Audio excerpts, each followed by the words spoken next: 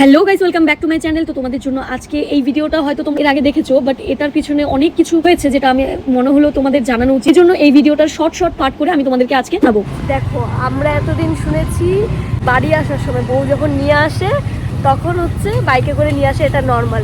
But বিয়ে করতে যাচ্ছে বাইকে করে।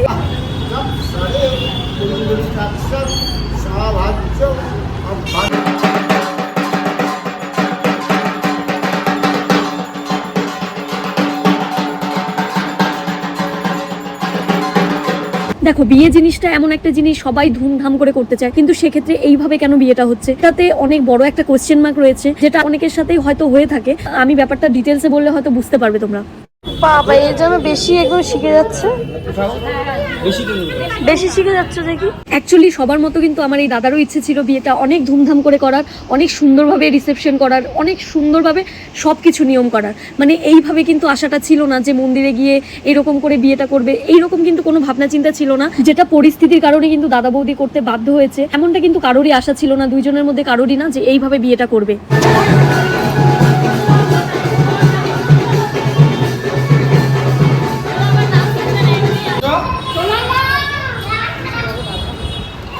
শিকার দিচ্ছে,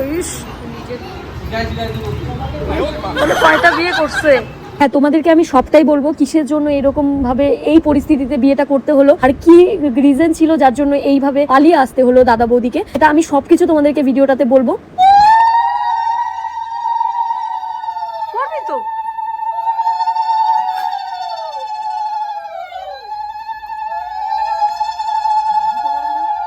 দেখো, বিয়ে একটা খুব সুন্দর বন্ধন, সবাই চায় বিয়েটা সবার আশীর্বাদ নিয়ে সুন্দরভাবে ধুমধাম করে করতে। কেউই কিন্তু চায় না যে পালিয়ে বিয়ে করবো। হ্যাঁ, কারো ইচ্ছে থাকে, সেটা একদম এক্সেপশনাল হিসেবে আমি রাখবো, কিন্তু বেশিরভাগ জনেরই ইচ্ছে থাকে যদি লাভ ম্যারেজও হয় সেটাকে অ্যারেঞ্জ করে তারপরে বিয়েটা করার। মানে সবারই এরকম একটা ধারণা থাকে, সেরকম কিন্তু দাদা বৌদিরও এরকমই চিন্তা ভাবনা ছিল। ওরা ভাবেনি কখনো ফট করে আমাদেরকে পালিয়ে যেতে হবে, কোনো কারণবশত বৌদির বাড়িতে ব্যাপারটা জেনে যায়, তো তারপরেই হয়ে যায় যে জানোই হাঙ্গামা একটা, যে মেয়ের থেকে মোবাইল নিয়ে নেয়, তারপরে হচ্ছে বিভিন্ন রকমের একটা হতে পারে না যে বাইরে বেরোনো বন্ধ, যে অনেক রকমের পরিস্থিতি ক্রিয়েট হয়, যেটা আশা করি মানে কোনো যে তোমাকে ভালোবাসে সে কখনোই এই জিনিসটা চাইবে না যে আমার ভালোবাসার মানুষটার সাথে কথাবার্তা বন্ধ থাকুক। তো সেই জন্য বৌদিও এটা চায়নি।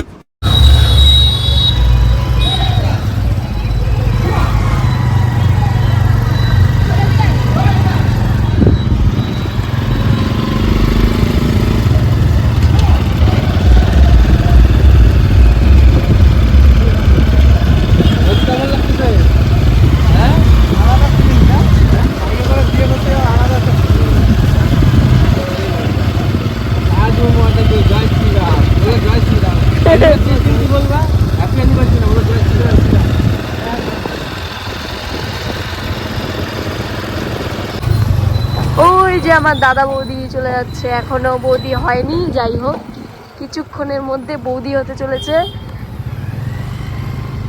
এই যে পাবলিক রিয়াকশন গুলো ভালো।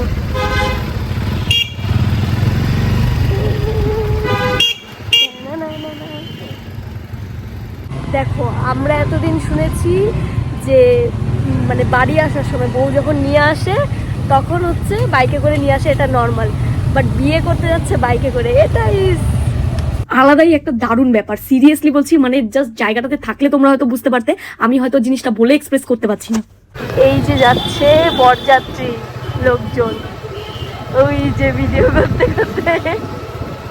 দেখো, দাদা বৌদি দুইজনেই কিন্তু সুন্দরবন মানে কাকদ্বীপের হচ্ছে মানুষ, তো দাদা আর বৌদির বাড়ি মোটামুটি পাশাপাশি, সেই জন্য কোনো কারণবশত বৌদির বাড়ির থেকে জেনে যায় ব্যাপারটা। তারপরে যেরকম হয় আর কি, বৌদির বাড়ির থেকে বেরোনো বন্ধ হয়ে যায়, বৌদির হাত থেকে ফোন নিয়ে নেওয়া হয়, তো তারপরে দাদার সাথে যোগাযোগ মোটামুটি বন্ধ করে দেওয়া হয়। যেহেতু পাশাপাশির জন্য একটা ভালো পয়েন্ট ছিল যে দাদা বৌদি দেখা হয়, সেই জন্য তারপরে বৌদি না মেনে নিতে পারে জিনিসটা, দাদার হাত ধরে কিন্তু চলে আসে। আর এই জায়গাটায় গিয়ে কিন্তু অনেক মেয়ে তার ভালোবাসার মানুষের হাত ছেড়ে যায়, যেটা বৌদি করেনি। একটা সময় পর কিন্তু বাবা মা ঠিকই মেনে নেয়, কিন্তু আলটিমেটলি আমরা হারিয়ে ফেলি ভালোবাসার মানুষটাকে। সেটা করা কিন্তু কোনো সময় উচিত না আমার মনে হয়। অনেকেই কিন্তু এই জিনিসটা করে যে তার পার্টনার যদি একটু মানে আর্থিক দিক থেকে যদি একটু কমজোরি হয়, তখন কি করে মা বাবার দেখা ভালো ছেলেকে বিয়ে করে নেয়। আলটিমেটলি সে হয়তো টাকার সুখটা পেয়ে যায়, কিন্তু ভালোবাসার যে সুখটা সেটা কিন্তু কখনো পায় না। এটা কিন্তু সেই ভালোবাসার মানুষটাই তাকে দিতে পারে। এই যে আমাদের মা, সবার মা, এই যে তো দেখতেই পেলে দাদা বৌদি কিন্তু অলরেডি মন্দিরে চলে এসছে। তো তারপরে এসেই কিন্তু লাভ বার্ডস চলে গেছে ফটো তুলতে, সেলফি সেলফি সেলফি। তারপরে মায়ের দর্শনও তোমরা করে নিলে। তো ভিডিওটা খুব খুব খুব সুন্দর হতে চলেছে, তোমরা কেউ কিন্তু ভিডিওটা স্কিপ করো না। সব রিচুয়ালস গুলো আশা করি তোমাদের ভীষণ ভালো লাগবে। তো তারপরেই কিন্তু দাদা চলে যায় ঢাক বাজাতে, মানে বরমশাই ঢাক বাজাচ্ছে। ভাবা যায় ব্যাপারটা, তোমরা নিজেরাই ইমাজিন করো না।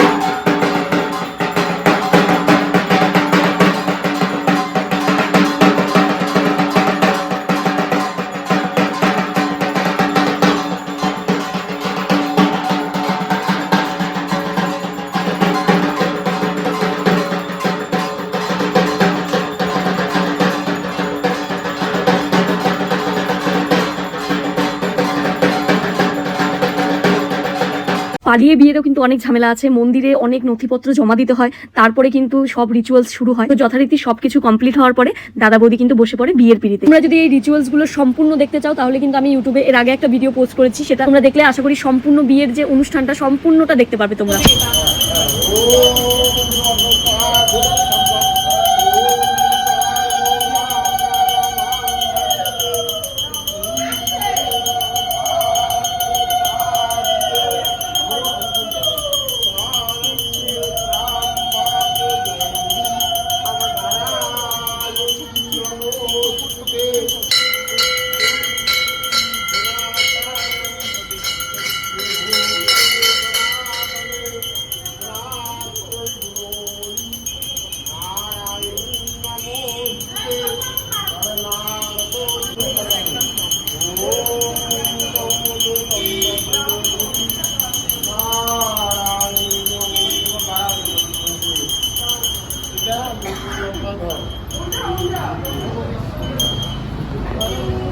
পালিয়ে বিয়ে তো কি হয়েছে, সব রিচুয়ালস কিন্তু ছোট মোটো করে হয়েছে, তোমরা নিজেরাই দেখলে বুঝতে পারবে। এটা কিন্তু শুভ দৃষ্টির সময় ছিল, আশা করি তোমরা বুঝতে পারছো।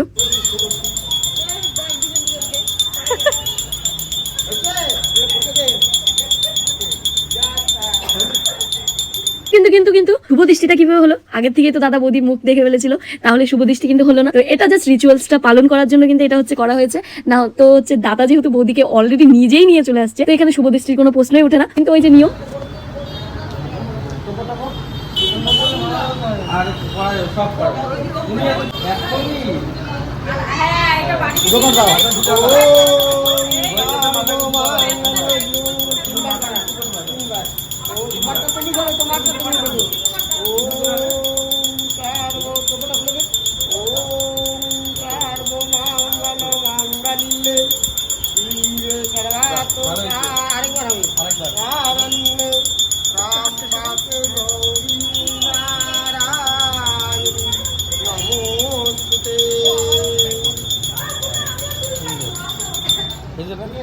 বাবা এর জন্য বেশি একদম শিখে যাচ্ছে, বেশি শিখে যাচ্ছে দেখি।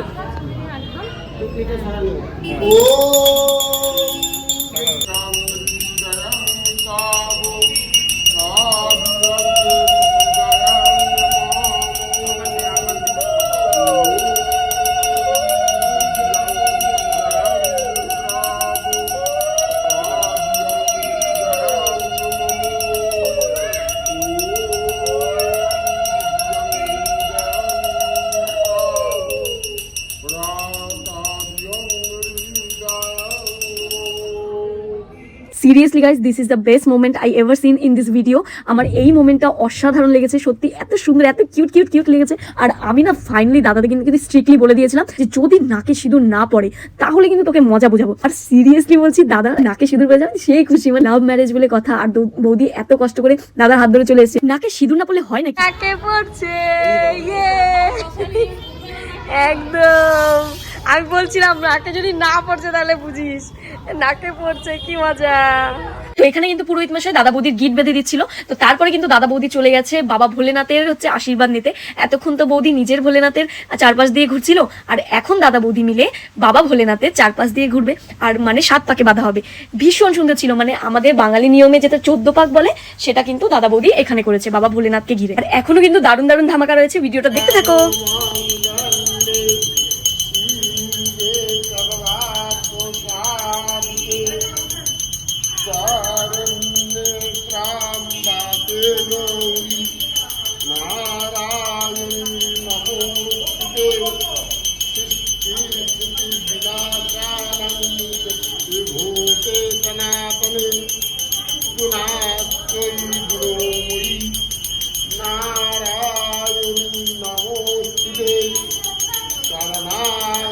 তো বাবা ভোলেনাথকে ঘিরে কিন্তু 7 পাক ঘুরেছিল, তারপরে কিন্তু 7 পাক ঘোরার পরে কিন্তু বাবা ভোলেনাথের আশীর্বাদ নিয়ে নেয়, তারপরে আশীর্বাদ নেওয়ার পরে যত গুরুজনরা ছিল সবার আশীর্বাদ নিয়ে নেয় আর নিজেদের নতুন জীবন কিন্তু শুরু করে। তো তারপরে কিন্তু বাড়ি গিয়ে হয় মেন ধামাকা। তোমরা যদি ভিডিওটা দেখো ইউটিউবে তাহলে বুঝতে পারবে যে আমি কোন ধামাকার কথা বলছি।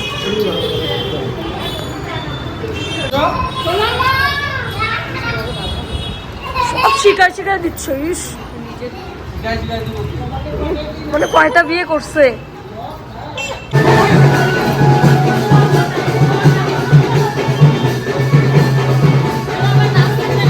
একটা কথা ক্লিয়ার করে দিই, বাজনাটা কিন্তু আমাদের তরফ থেকে ছিল না, বাজনাটা ছিল হচ্ছে পরের দিন বিয়ের ডেট ছিল জন্য এই মন্দিরে কিন্তু গঙ্গা নিমন্ত্রণ করতে এসেছিল। এবার দেখো মানে যখন দাদা বৌদি গাড়িতে উঠছিল সবাই যারা যারা যাচ্ছিল আর মন্দিরে এসেও তোমরা আশা করি ভিডিওটাতে দেখেছো, মন্দিরেও কিন্তু অনেকে হচ্ছে এসে বিয়ে দেখছিল যে কিভাবে হচ্ছে কি বা মানে সবকিছু। আর সত্যি বলতে রাস্তায় যেতে যেতে ভীষণ ভালো লাগছিল দুজনকে দেখতে আর সবাই তাকিয়েছিল। আর সত্যি কথা বলতে ভালোবাসার মানুষটার হাত কখনোই ছাড়া উচিত না। বাবা মাকে দরকার পড়লে একটু বোঝাও, আশা করি তারা খুব শীঘ্রই বুঝে যাবে বা একটু টাইম লাগবে বুঝতে, কিন্তু তাদেরকে একটু সময় দাও।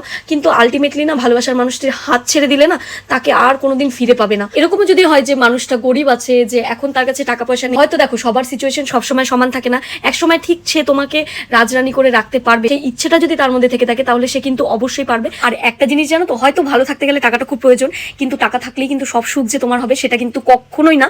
এই ভুল ধারণায় কখনোই যাবে না যে টাকা থাকলেই সব সুখ। আমি এমনও অনেক মানুষ দেখেছি যাদের কাছে প্রচুর প্রচুর কোটি কোটি টাকা আছে কিন্তু তাদের কাছে কোনো সুখ নেই। ভিডিওটা তোমাদের কেমন লাগলো অবশ্যই জানিও, ভালো লাগলে একটা লাইক কমেন্ট শেয়ার করে দিও। থ্যাংক